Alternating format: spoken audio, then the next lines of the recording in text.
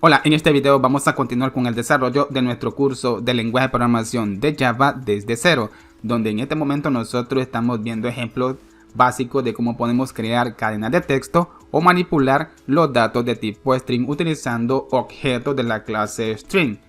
Pero también este lenguaje de programación nos proporciona otra clase que podemos utilizar para poder crear cadenas de texto. Vamos a ver un ejemplo básico sobre esa clase. Pero antes voy a eliminar estos datos. Y la clase que ahora vamos a utilizar es la siguiente clase. Vamos a crear un objeto de esta clase.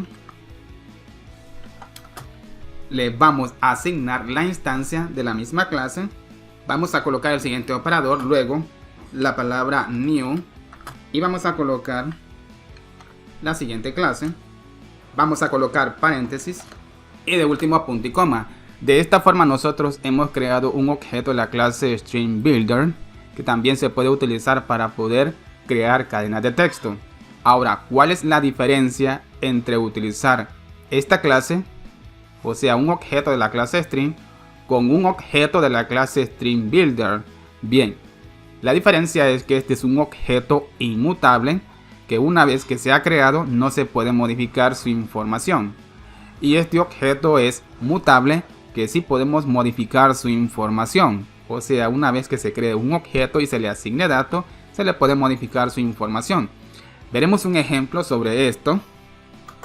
Vamos a colocar el objeto string.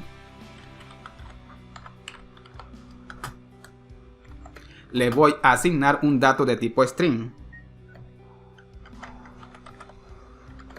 He colocado el siguiente objeto que prácticamente es el mismo objeto, pero en la memoria este es un objeto totalmente distinto, o sea que este es un objeto 1 y este es un objeto 2. Tal como les mencioné anteriormente, los objetos que nosotros vayamos creando con la clase string son inmutables, o sea que no se puede modificar su información una vez que se inicialice, donde este objeto contiene la siguiente información, o sea la siguiente cadena de texto, y este otro objeto contiene la siguiente cadena de texto. A pesar que si nosotros colocamos este objeto dentro de los paréntesis y ejecutemos la aplicación,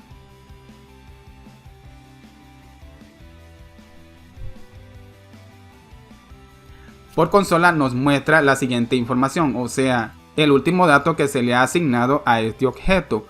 Pero este objeto inicialmente contiene esta información en memoria, o sea, esta cadena de texto. Esto significa que en la memoria el objeto 1 contiene esta información y el objeto 2 contiene la segunda información. Pero por consola nosotros estamos imprimiendo la información del segundo objeto. Ahora, ¿qué pasa si nosotros nuevamente copiamos este objeto? Lo pegamos. Aquí no se está creando un objeto porque en memoria ya existe un objeto con la siguiente información. Por lo tanto, no se va a crear un nuevo objeto para almacenar la misma información. A menos que nosotros le asignemos otra información a este objeto, es cuando en memoria se va a crear un nuevo objeto. Si yo vengo y le ingreso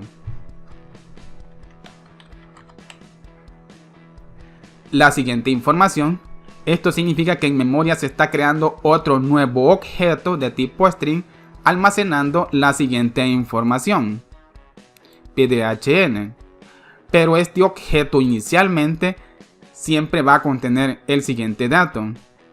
Inicialmente esta información no puede ser modificada a pesar de que nosotros al mismo objeto justamente aquí le estamos asignando un dato totalmente distinto. Pero cuando nosotros imprimimos la información de este objeto, lo que nos proporciona es el último dato que se le ha proporcionado a este objeto. O sea, el último objeto que se ha creado es el dato que nosotros estamos imprimiendo justamente aquí en este mensaje. Por este motivo, los objetos de la clase string son inmutables, que no pueden ser modificados. Cada vez que nosotros le asignemos un dato a este objeto, se irá creando en memoria un objeto y así sucesivamente. Pero en cambio el objeto de la clase String Builder es lo contrario, y si solo un objeto se crea de esta clase, solo un objeto se crea en memoria, no importando cuántas veces le asignemos un dato totalmente distinto a este objeto. La información de ese objeto se va a reemplazar por la información que nosotros le estemos asignando. Esto significa que si nosotros le asignamos diferentes tipos de datos a este objeto, no se van a crear objetos de acuerdo a la información que le estemos asignando. Solo estará un objeto creado en memoria recibiendo la información que nosotros le proporcionemos. Esta es la gran diferencia entre utilizar estos dos objetos. Ahora veremos un ejemplo de cómo podemos agregarle información a un objeto de esta clase. Vamos a colocar el siguiente objeto. Vamos a colocar punto. Ahora este objeto de la clase StringBuilder nos proporciona el siguiente método, que este método contiene la siguiente sobrecarga de métodos. Pueden observar que hay una colección de este método que recibe diferentes tipos de parámetros de acuerdo a los datos que nosotros hemos venido viendo en el transcurso de este curso. Esto significa que este método puede recibir cualquier tipo de dato que nosotros le proporcionemos. Vamos a seleccionar un método. Dentro de los paréntesis vamos a colocar un dato de tipo string.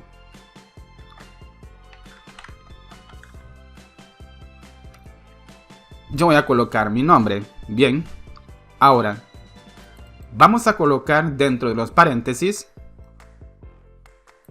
el siguiente objeto. Ahora, si nosotros ejecutamos la aplicación, pueden observar que estamos imprimiendo la siguiente información: Alex, el dato que nosotros le hemos proporcionado a este método. También podemos hacer lo siguiente: podemos convertir esa información en un dato de tipo string, llamando al método toString. Claro, si nosotros lo deseamos, pueden observar. Esto significa que toda la información que contenga este objeto se va a convertir en un dato de tipo string, y de igual manera nos muestra el siguiente mensaje, o sea, el siguiente dato. Ahora, ¿qué pasa si nosotros venimos y copiamos esta línea de código y lo pegamos? Aquí prácticamente estamos haciendo lo mismo que estamos haciendo justamente aquí. Ahora, tal como les mencioné anteriormente, aquí se crea un objeto almacenando la siguiente información en memoria. Y aquí se está creando otro objeto totalmente distinto almacenando la siguiente información. A pesar que nosotros estamos utilizando el mismo objeto, pero en memoria son dos objetos totalmente distintos almacenando información distinta. Pero aquí haremos lo mismo. Aquí voy a colocar Joel. Pueden observar que son dos datos totalmente distintos y estamos utilizando el mismo objeto.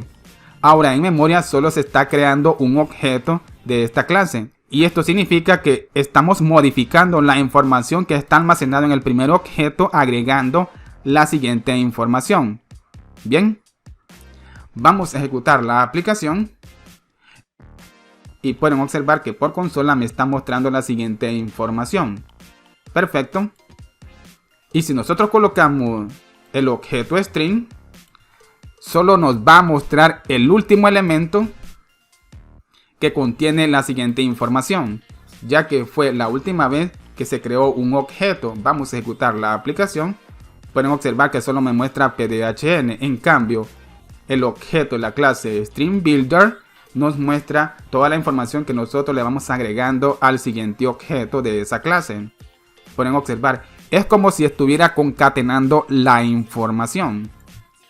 Y si queremos seguir agregando datos, podemos hacer lo siguiente. Podemos colocar punto después del paréntesis de este método y nuevamente llamar a un método. Podemos llamar a cualquiera de estos métodos, no importando el dato que nosotros le proporcionemos, siempre será correcto, porque pueden observar la sobrecarga de métodos.